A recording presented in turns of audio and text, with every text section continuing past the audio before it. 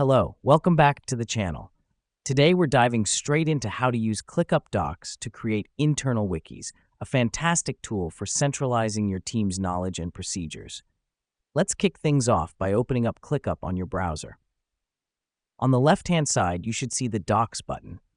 Click on it. Now, why is this important? Well, the Docs feature is where you create, store, and share your wikis, making it a hub for your team's knowledge.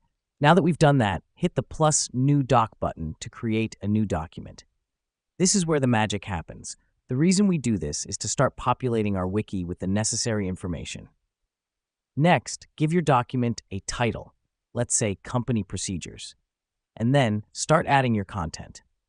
ClickUp Docs operates similarly to other word processors, so if you've used Google Docs or Word before, you'll feel right at home here. This helps us because the familiar layout and tools mean you can focus more on the content and less on figuring out the software.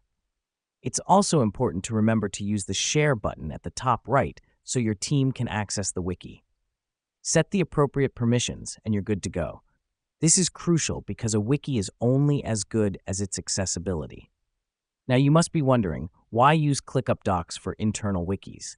Well, it's all about streamlining communication and centralizing information, making it much easier for your team to find the information they need. And just like that, you've created an internal wiki on ClickUp Docs. It's fast, it's simple, and it's an effective way to keep your team on the same page. Thanks for joining us today, and we'll see you in the next tutorial.